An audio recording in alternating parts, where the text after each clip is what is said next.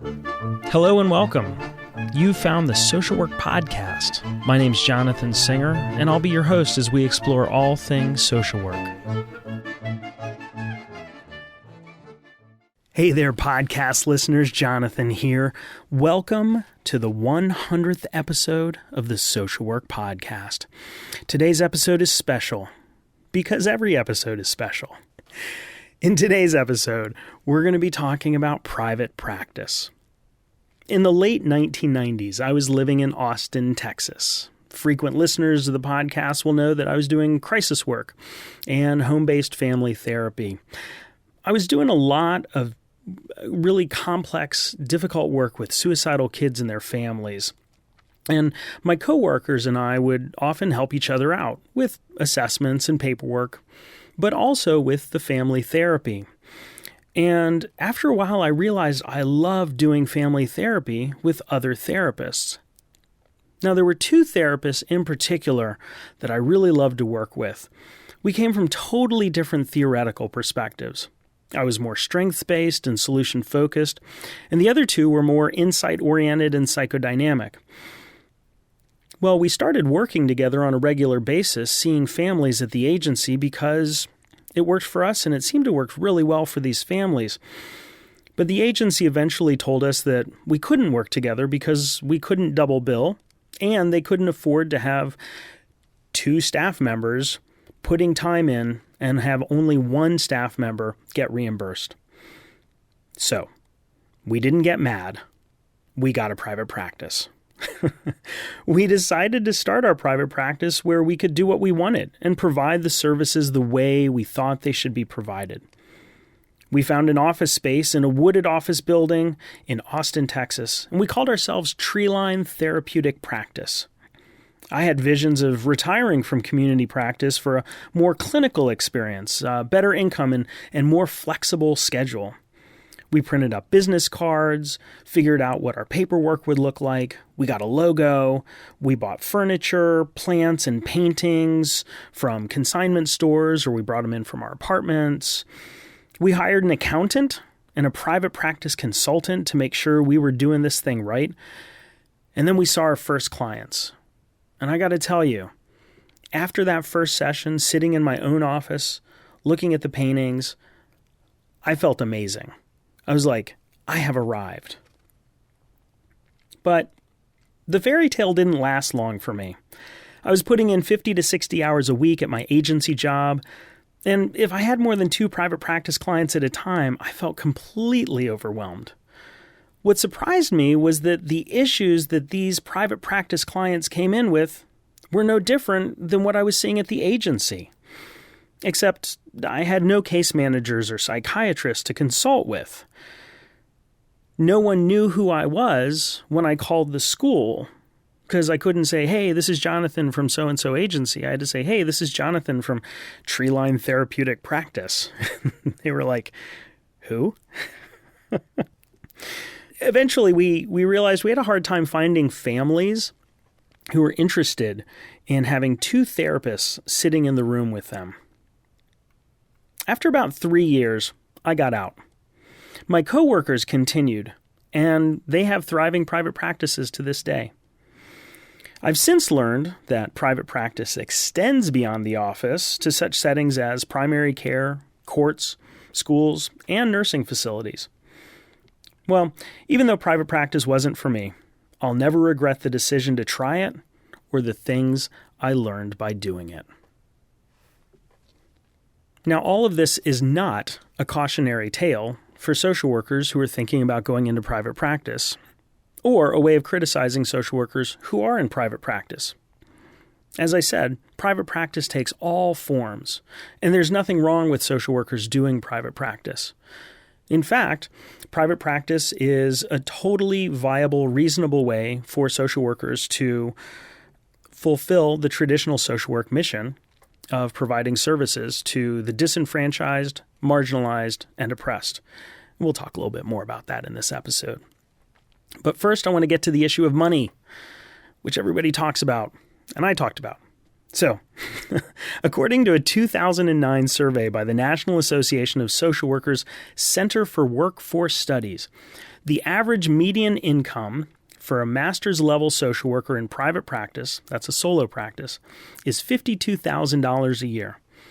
Now, if you have a doctorate in social work, or you're a doctoral level social worker, the average median income is $78,000 a year. Remember, that's median, meaning half make more, half make less. So, since we've already established that I'm not an expert in private practice, in today's episode, I spoke with someone who is an enormous expert in private practice, Dr. Julie Hanks.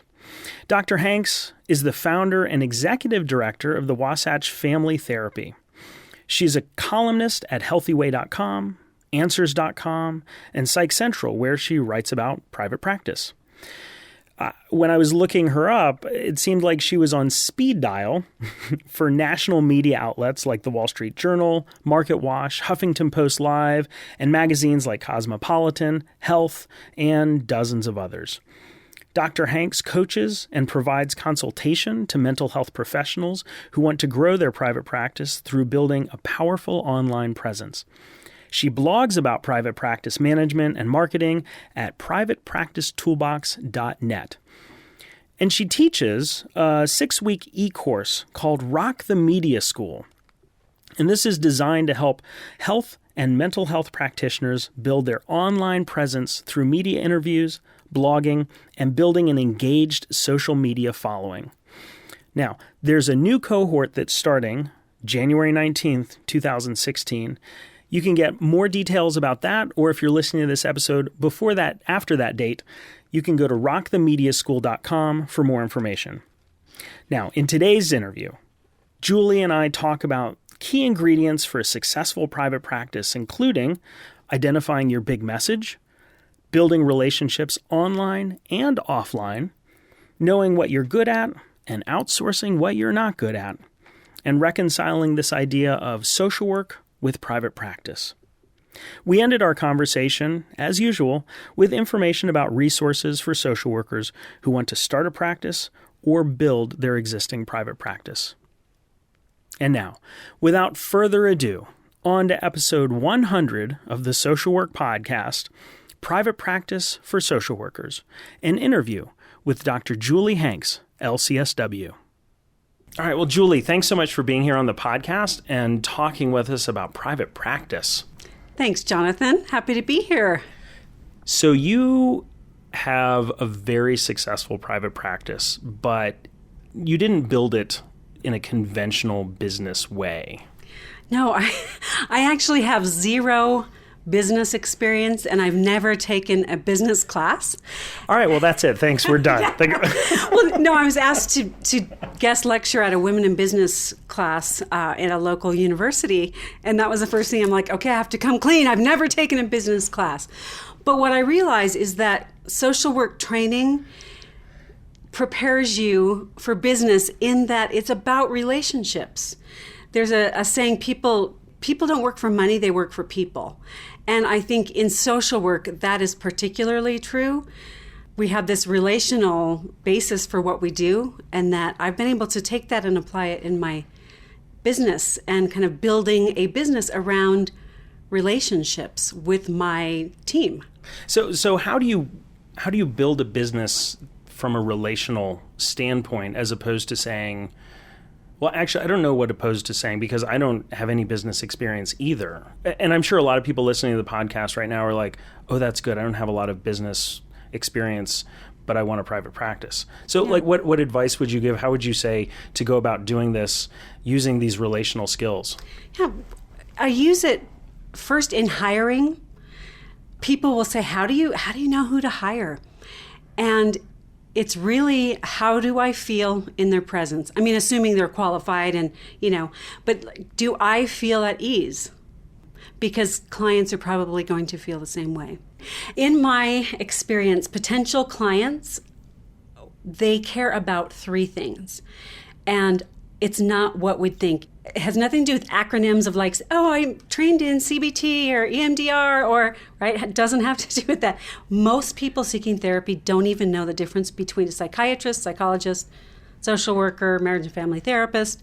Credentials are valuable, right? But they're not as valuable as these three things to potential clients. Do I like you? Do I trust you? And can you help me? That's what they care about. And your online professional presence and your website can answer those questions with yes or with no. And if you get all three, that person will likely choose you as their clinician. Can we back up for a minute? Sure. So let's say you're interested in starting a private practice. Like, you're not at the point where you're thinking about hiring others to work for you. Mm-hmm. Like, what are some things that you would suggest that people think about that either might be common wisdom for starting a private practice, or the kinds of things that people don't think about until they've been in private practice? Well, one of the things that has contributed to my practice being in business for 13 years is that I've embraced technology, social media. Google is our number one referral source. So by building an online presence, and you can do that when you're still in school, you can start creating content, developing a Twitter following. You have to represent yourself as a student or, under supervision, whatever. But you can start building that at any time. And people go more and more to the internet for health information, for provider information. And so what I have done is make it easy for people to find us, people in the areas we serve to find us. And I've also started doing consulting a few years ago with therapists how to do this, social workers and a lot of different disciplines as well. I think it's an interesting thing that you just said about building an online presence even while you're a student. Because what you're really saying is you're saying start to put your professional identity where people are looking for professionals, which is online. Right. And I can't emphasize that enough. And I think it's really uncomfortable, especially for social workers, because we got into this field because we want to help people, and it's uncomfortable to put ourselves out there. But what I found is if you're not willing to be visible, then you can't get your message out. And it's really about your message. It's not about self-promotion, but you have to be willing to be seen in order to have your message be heard and to attract clients to your practice. So what do you mean, your message? So all of us have a reason that we chose this profession, and it's usually not the big bucks, right? It's usually some personal passion, some personal experience, family experience. And so when I help my consulting clients, I help them think, okay, what is your message? I call it your big message. And here's a good question to help you think about it. If you were invited to do a TED Talk right now, it was your one and only talk, what would it be about? And that's usually the big message. What is your big message? Well, I have several, but for my practice, it's healing relationships. That's it. That's our tagline, that we are about healing relationships. The therapy is the healing relationship, and also healing attachments and connections with family members and loved ones. When you say that, healing relationships, it's short, it's to the point, and it covers so much ground. Right. It covers how I run my business, how I interact with my team, how we interact with clients, and also the services that we provide. So it doesn't have to be some big, story, but online you have to clearly convey what you're about and have your online presence, your professional presence match that message. It's sort of like Carl Rogers talked about being congruent, right? Exactly. So you've got the way you think, the way you feel, the way you act. Like, if all those things line up, you're in congruence. But you're adding to that, and you're saying your online self has to actually reflect who you are in person. Right. And that is one of the biggest compliments that a colleague that I've met online has given me. And in May, this happened. I met someone, we'd been interacting and planned a conference together, actually, and then we finally met. And she said, you are exactly how you are online, like, except you're a lot shorter. But, but luckily, this is an audio podcast, so nobody has any idea. Okay, I'm 5'10", and but yeah, so having that congruency between who you are online and who you actually are in the office, that attracts potential clients. You can't fake that. You can't fake caring about what it is you're trying to do. Even online, that comes through.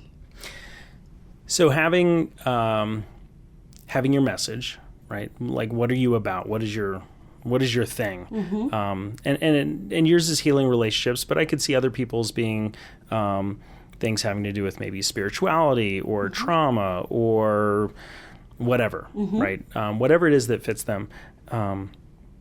So having an online presence, really important. And for right now, because I know that technology changes, what do you see as being the most important or most useful venues for being online for people specifically around having a private practice? Mm-hmm.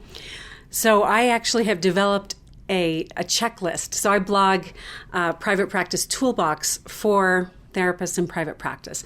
And so my number one is website.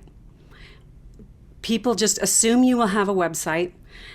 And then second is to blog on your website. Do not send them off of your website to another Blogspot, Blogger.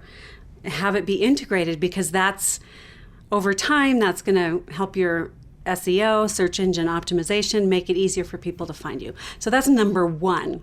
And then, and I have to say, it's so interesting that you say website, because I think a lot of times these days everybody's on the web, but people don't talk about websites. They talk about Twitter, they talk about like Instagram, they talk about all these social media things. But you're saying, no, you got to start with the website. Yes, I say your website and your homepage, that's your hello, that's your introduction. People get a visual of who you are, what you're about, and that's going to be different depending on who you want to attract, who your client is. So there's a colleague who specializes in working with adult men. Well, that's going to be a different feel than if you're doing play therapy with kids, right? And so in my consulting, I help therapists figure out, okay, how do I make those congruent? So I'm not getting people calling for play therapy when I'm really trying to, I really love working with adult men who are depressed. So kind of matching up colors, pictures, visuals, and then blogging about things that your potential clients are going to be searching for. So let's talk about that for a second. Yeah. Let's talk about the blogging, because I would imagine there are a lot of folks out there that are saying, what would I say in a blog? Especially because I'm not allowed to talk about my clients. Like, what would I actually talk about? Yeah. Okay, so I, on my private practice toolbox, I do a blog challenge, and you can rotate through them. Basically, the first one we did was let Google pick your topic. So what you do is you look at the top 10 Google searches for the day, and you pick something and you put your spin on it, your mental health angle, your experience, whatever. So it's not about... It's not, here's what it's not. It's not writing a dissertation with all these citations. It is, you make something scannable and conversational and relevant to people. And so some other ones, you could post a graphic with your favorite quote and talk about why that inspires you. It's not just about text, although that's a lot of it. You can embed a video. Say you're a huge Brené Brown fan. You can embed your favorite TED Talk onto your blog post, write about how it changed you or how you practice.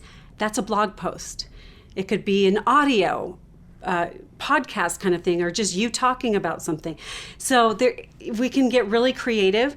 And it's not talking about clients. I mean, if it's just like anything else. If you're presenting a case, you're going to conceal identifying information. You're going to, make a composite instead of using real, right? But this isn't about talking about your clients. It's about letting people know who you are, what you do, and reassure them that you can help them. So that's probably the most inspiring description of a blog I've ever heard. I'm going to take a bow. Thank you. Wow. No, really, because what you said was it's about sharing who you are and what you think. And your philosophy. Your philosophy, and that's good enough. And in fact, that's better than writing a dissertation, which I'm sure most people listening right now are like, thank God, because I have no interest in writing a dissertation. With my consulting clients, that is a huge block. Like, I don't know what to write about. And so that's why I started this blog challenge. Okay, pick a parenting, a new research study about parenting, and summarize it in everyday language, and then link to the original journal article that no one will read, but it shows that you're responsible, right? You're citing your source. So it's actually really fun. And I think I reframe marketing. I don't like the word marketing, and social workers hate the word marketing, right? Mm-hmm. It's like, self-promotion, and it just feels slimy. So I reframe it as REST, REST. So and this counts for your professional online presence for blogging. It's about building relationships, educating your community, serving your community, and building trust with your community. That's all it is. So blog posts are a way to educate. You can share new research, good resources, funny things that help, use humor to help your mental health, whatever it is. So you can have fun with it. And it's about building those relationships of trust. And it's a great way to educate and serve your community. I mean, we have, I'm located in Utah, but there's a divorce attorney I think it's in Seattle, that links a lot to articles on our website about transitions after divorce, right? They're not going to become clients, but it's a way that you can actually serve the whole world, which is, we've never had that much potential influence. I'll tell you, there was a moment where I got it. I was like, this actually makes a difference. I got an email, this was a few years back, maybe 2011 or 12, from a company called ShareCare. And I was like, oh, I've never heard of that. It's a social media health site. But then I looked into it. It was founded by Dr. Oz, WebMD's Jeff Arnold, and Discovery Health. And I was like, okay, that's, There's some heavy hitters. And they said, you have been named the #1 online influencer for depression. Wow. Like, on the internet. Which includes the National Institute on Mental Health, the CDC, the New York Times, any kind, right. Psychology Today. And I was like, what? I'm a little therapist in Utah, blogging on different websites and writing and doing podcasts and whatever. And through this algorithm, having to do with the amount of content on the topic, the number of channels, the amount of engagement, I came up #1, and I was floored. And I really got, wow, this actually is powerful. I'm not writing for some big, top website. I'm just kind of doing my thing. That was really cool. I saw the potential that anybody, one person, you can have a voice and you can make a difference for people. It's so exciting. And I think that point is so important for folks to know, that on social media, on the internet, you can have a huge influence regardless of what your day job is, regardless of what you think you're doing out there. You can reach people. And I know that Twitter is huge for that, because you can be a case manager.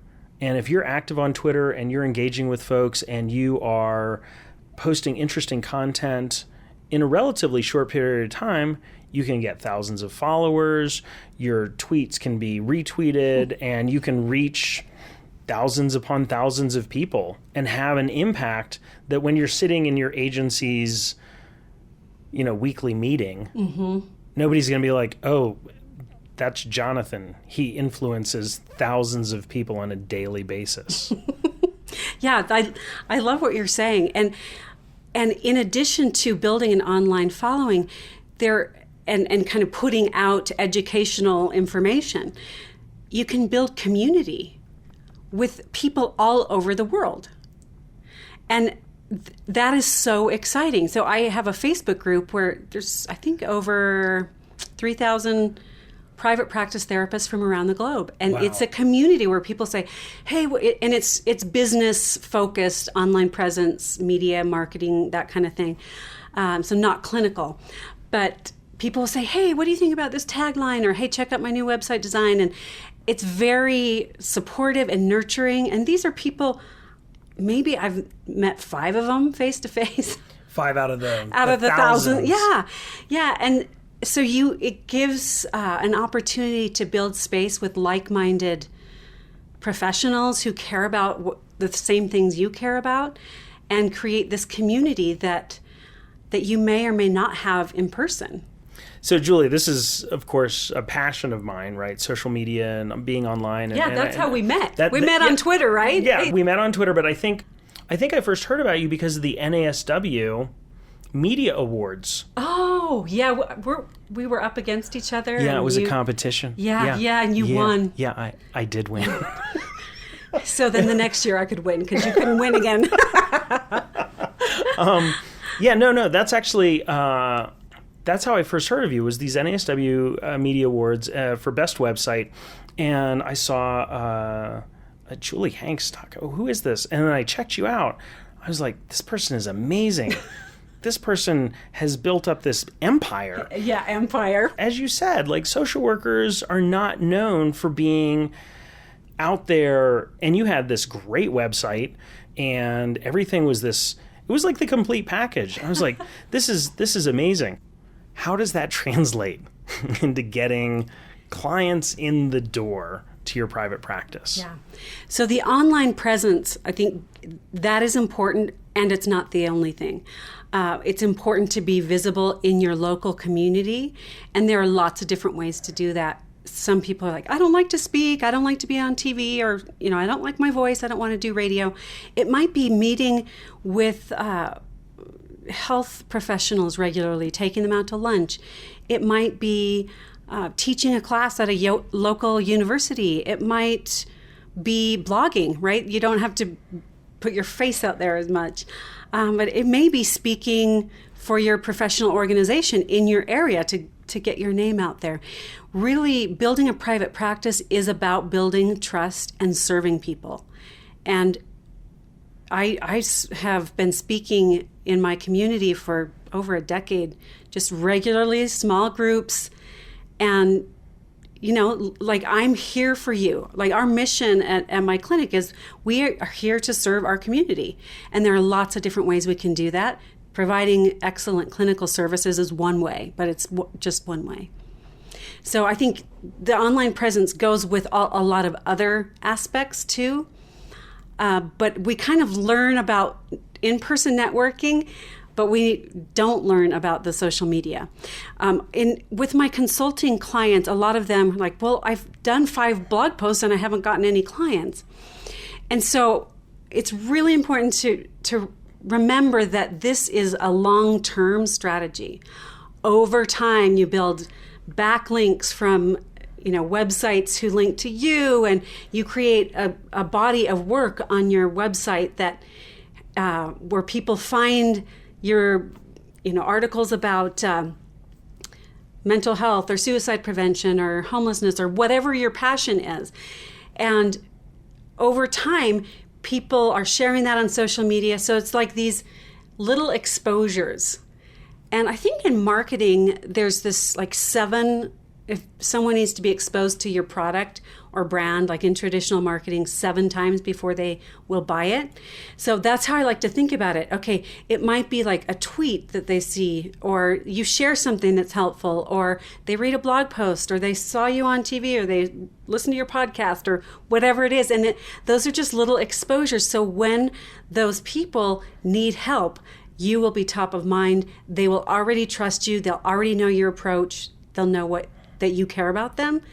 And it is so vulnerable to go to someone for help. And so if you have that trust, it feels a little safer. I think that's a really good point, that, all of this social media and all of this marketing is like, there's a long game in this, which is that which is tough if you're starting out and you're like, okay, so I just got my LCSW, like I've been doing this agency thing. I really want to start a private practice. It's hard to think about this is going to pay off in 5 years, right? Because you want it to pay off next week, right? For literally paying off bills and things like that. Yeah, and it might. I mean, it might, but it is more of a long-term. It builds over time. And that's how I've grown my practice. I started out as a solo practice, but my vision was eventually I wanted to just collect like-minded clinicians and build something bigger than just me. And so the way that I've been able to do that has been through being visible and serving our community, and then being visible, online, in person, in the media. And then we've also been visible in the national media too, which, you open up like Women's Day and you're like, wait, that's my therapist. Like I had someone go, I was looking through Cosmo and I'm like, wait, I have an appointment with her next week. Wait, that's so weird. So it just being out there and serving, it does make a difference. It does make a difference. I think one of the big criticisms that social workers have to address, either internally or externally, is this idea that social workers shouldn't do private practice, because then you're not actually being a social worker, you're being more like a psychologist or a counselor or something like that. And so how do you reconcile these things? Yeah. So I did work in the trenches for several years, right? And I remember in grad school, private practice was a bad word, even though everyone's like, oh yeah, I'm going to at least do part-time private practice, right? But nobody can talk about it. And we certainly can't talk about it openly, Yeah. So one thing, so part of how we serve the community is through the educational piece. And that's just free. We speak for free. We do interviews for free. And then another thing that I'm really passionate about is that when anyone calls us, we make sure they get the help they need. It may not be a good fit with us, but we will give them, okay, here's a list of sliding fee scales in clinics in your area. Here's the name of some of our associates. And then because of my social work background, I thought, okay, I want to offer reduced fee services, but I'm not funded by United Way or by, a grant or anything like that. And so what we did is for several years, we've had graduate students in training where they offer a significantly reduced fee. And so that way we're able to serve a broader population in a private practice without going bankrupt. And I look at that as self-care. I cannot be a good supervisor or a good clinician or a business owner if I am living in fear that I'm not going to be able to pay the bills, personally or professionally. And I had one of my consulting clients say something that really helped. She said, I think of money as an energy exchange. We give it this power and this weird thing, but it's just an energy exchange. So what I offer is my energy being present in the session, my expertise, my years of learning, my continuing education, my relationship skills. And they offer in that energy exchange, it's financial. Right. Well, because our code of ethics precludes us from doing things like barter. Like, I will do therapy. I will be your therapist if you paint my house. Right. We have to charge. We have to charge money because we can't do other things that people might feel better about. Like, you're a carpenter, so you do this. And here's also something that I share a lot. If your practice is doing well financially, then you can afford to do pro bono therapy. If it's not, then you can't. So, I mean, because my practice has grown and is going well, I do most of the work I do. I don't get paid for. I get to do things that help other people that I love to do that I may or may not get paid for, but I don't have to worry about that because the other things are going well. Which is an amazing place to be, and I could imagine, if I was starting out a private practice and I had that as a vision for the future, which is to say, I want my practice to be big enough, to be successful enough, so that I can actually provide services at this reduced cost or free or whatever it ends up being. That it's part of that long game. Right. It's like, I'm okay charging this. I'm okay doing this because at the end of the day, what I want to be able to do is this. Mm-hmm. And I can't do that without having the money come in and building that up.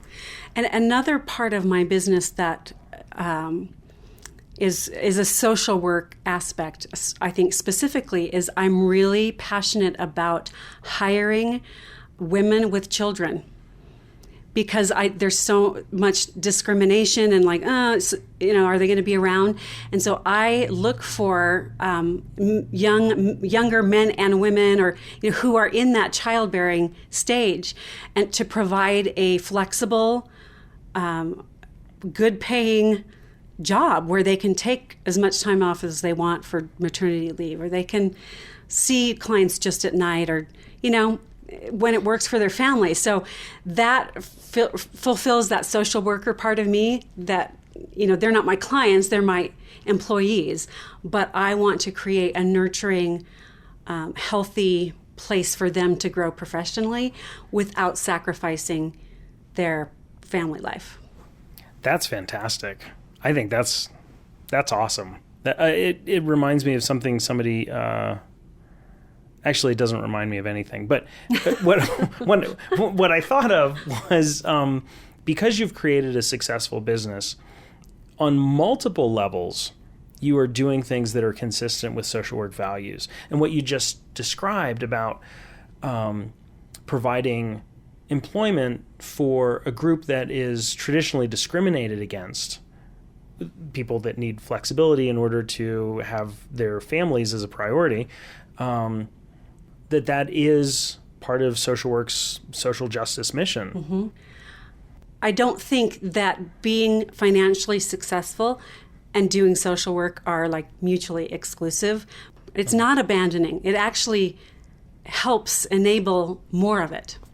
When I was in grad school, I went to UT Austin for my MSW. I was in a discussion, and I think I made some disparaging comment about business. And the professor said, there are 250 of you in the MSW program right now. If each one of you decided to start a business that could employ 10 people at a living wage, and those businesses went for 50 years, it's likely that you would do more good for this world than by going out there and being whatever you imagine a social worker is. Wow, I have never heard it put like that, but that really speaks to my passion for my team as much as for the client. I mean, of course, we love the clients we serve and we try to provide good services.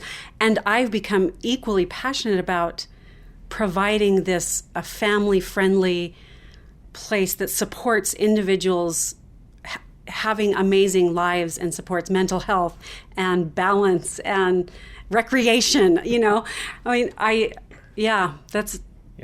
think of that as social work in school, right? Providing a business where people can be whole people and have balanced lives. And Right.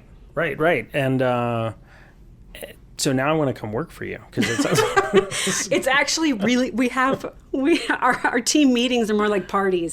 Like we cater them and we're just like catching up. What's going on? So it's really a fun environment. I mean, it's the most ideal place I've ever worked. Well, which is beautiful because you created it. Yeah. Right. And I think that's another thing that is, I think, a mental hurdle for a lot of social workers, because we think about social work as being synonymous with being in these large organizations and kind of being a cog in the wheel, like one that's making a difference in people's lives, one person or one family at a time. But we don't think about stepping outside of that and creating something. Yeah. And you have. Well, and one of my common sayings is, I am the red tape. So, Julie, there's a really huge need for a group for boys with, on the autism spectrum. Okay, put together a group. I'll approve it. We're done. So it allows you to be so nimble and change quickly, which you don't get in large organizations, right? I am the red tape. Give me the proposal. Let's do it. So it's really fun to be able to have that much, to move quickly and create things quickly that serve the community.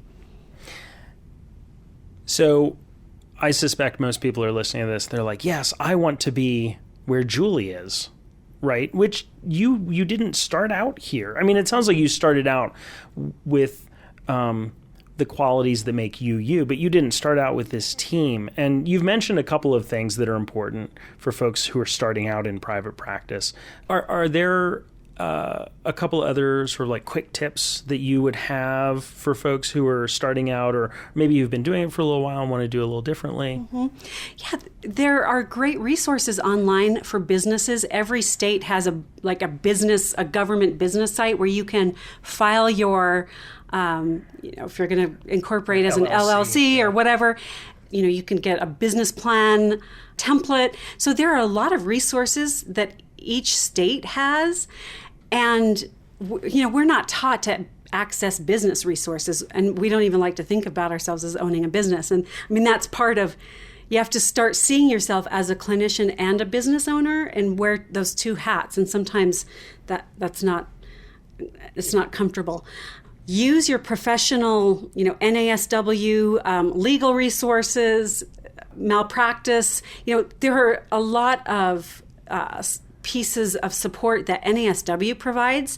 So I was on the private practice board for NASW a few years back. The specialty practice section? Yeah. There are just tons of resources about, the DSM-5 or billing codes or how to set up a private practice or, risks to watch for. And there's just tons of resources. And so full disclosure, right now, I'm the chair of the child, adolescent, and young adult specialty practice section for NASW. Okay. So I need a full disclosure because what I'm about to say is sort of promoting that, but they're only $35. Like once you're an NASW member, is like it's nothing, and you get access to articles and resources and webinars. So I've done webinars for NASW on building a media presence, building an online presence, developing multiple income streams. Lots of different things. So there are tons of resources and a lot of people who blog about private practice. So there's me and there's a lot of others who are just fabulous. And it's free information out there. So, Google search is your friend. So Julie, everything that you've been talking about sounds great. Like, it's like, well, why wouldn't everybody do private practice? But it's not all wine and roses, right? No. I mean, it's a lot of hard work. And I remember when I was first starting out, I was a solo private practitioner, which most social workers in private practice are.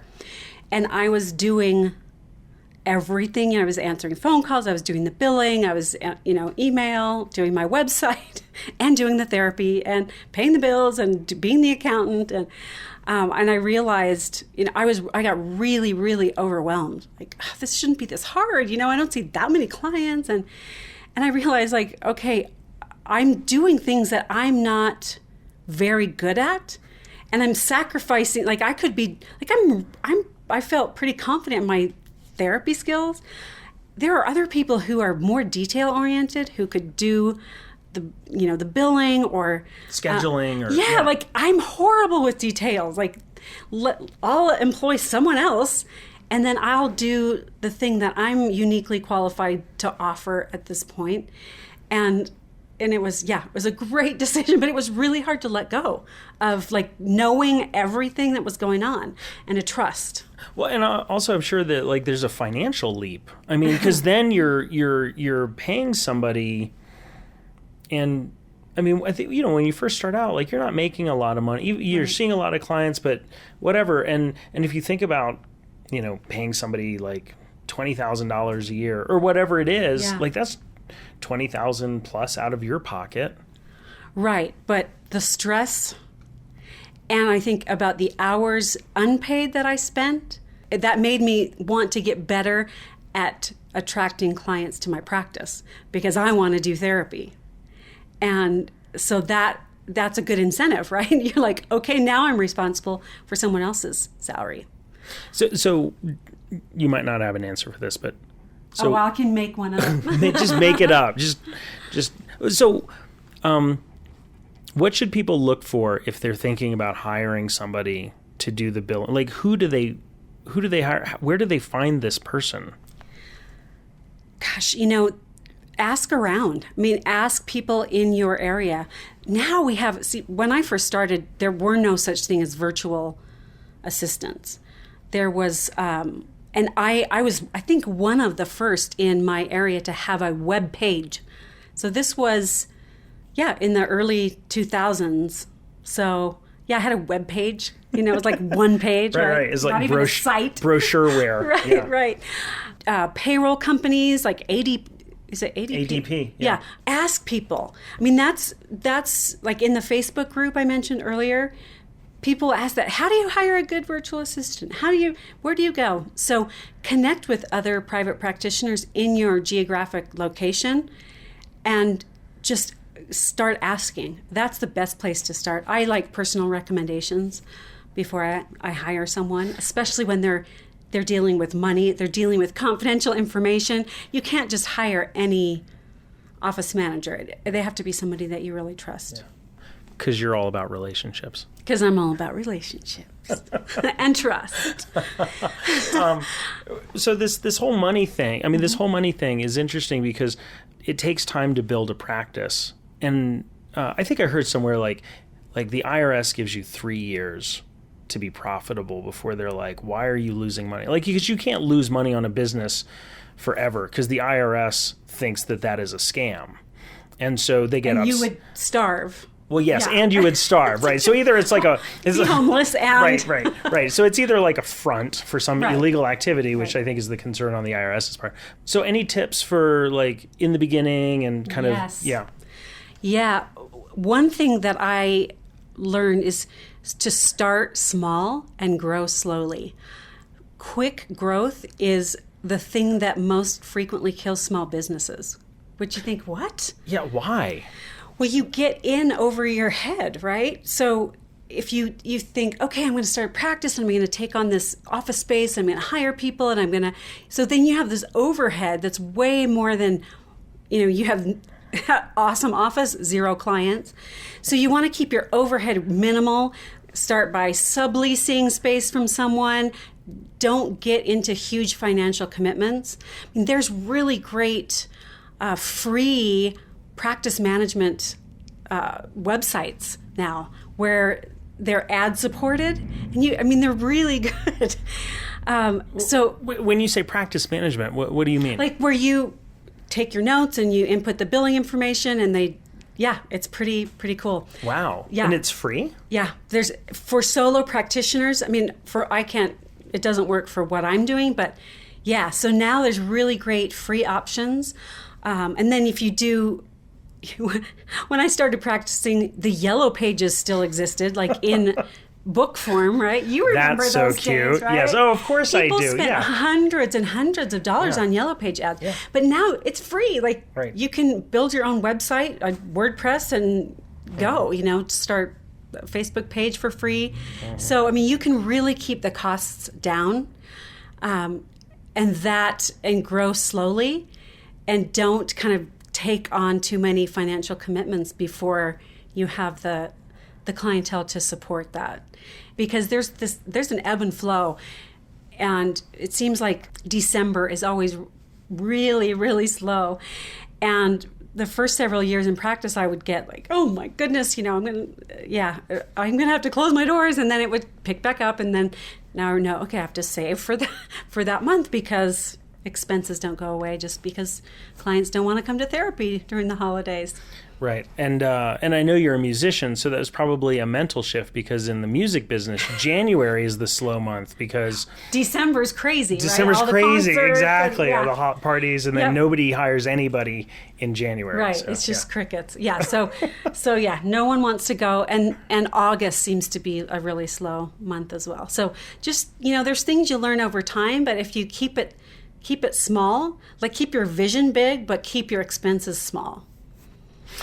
All right, so you got your big message, you have an online presence, you sort of fulfill the social work missions by being out there and providing in the community in various different ways. If you're first starting your business, you connect with other professionals, healthcare professionals, whatever referral sources, and you start slow. You grow slowly, you minimize your expenses, and then you expect not to make any money in December. Exactly. That's it.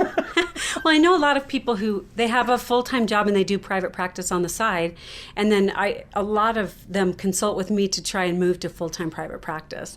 And so there's that transition where it's like, oh, okay, is this going to work? And then, it worked. So yeah, it's if you have another day job or full-time or part-time job, it's kind of a nice way to ease into private practice. Well, Julie, thank you so much for talking with us. You are this amazing resource and expert. I really appreciate you coming on the podcast and sharing some of that with us. Thanks so much, Jonathan. I'm Jonathan Singer, and thanks for being with me today for another episode of the Social Work Podcast. If you missed an episode or have suggestions for future episodes, please visit socialworkpodcast.com.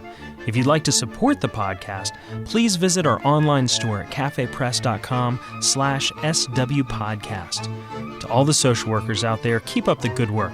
We'll see you next time at the Social Work Podcast.